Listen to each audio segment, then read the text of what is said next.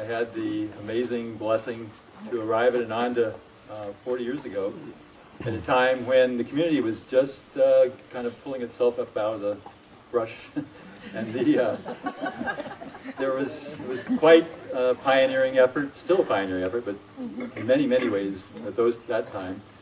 And the people were spending all their waking moments trying to figure out how to grow food, where to put housing up, how to get water, and there wasn't a lot of energy left over for the kids. I thought, you know, a spiritual community of this intent, this vision, has to incorporate all the generations. It can't just be for adults.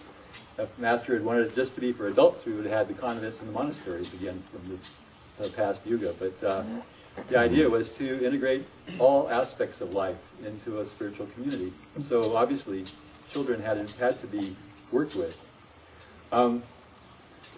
Many, many blessings. First one, of course, being Swami. Without Swami, there's no school.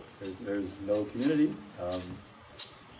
But there's no me, a teacher, because he didn't give a lot of direct instruction to me, but he pointed me in the right direction. I've been here, maybe a short period of time, maybe 5 or 6 months, trying to work with the students. And I knew that there was incredible potential here. I mean, I knew it kind of intellectually. I knew that Yogananda, Master, had started schools as his beginning of his life work back in India in 1917. He called them How to Live schools. They were enormously successful. He had, after 2 years, he had 2,000 applicants. The people of India understood what he was trying to bring intuitively and culturally, of course.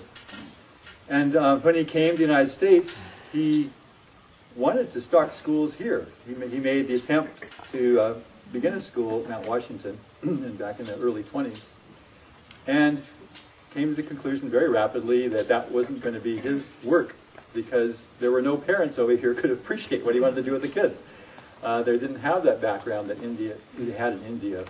And so his whole work was to communicate with adults and help adults to understand these teachings, and left the ideas for those schools kind of on the back burner. He wrote a couple of articles that Swami directed me to back in the early 70s. And then when Swami started this work, it was obviously that it was more than a full-time job to get this off the ground for the adults. And that was going to keep Swami fairly busy for the next 40 years plus.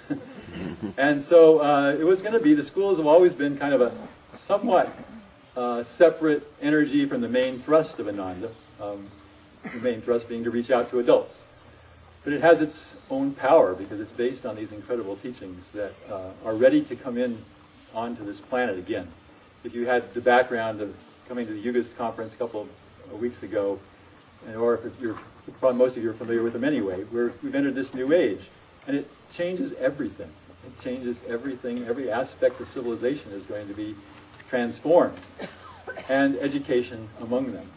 And so what's developed now as education for life is truly, truly a revolutionary approach to education.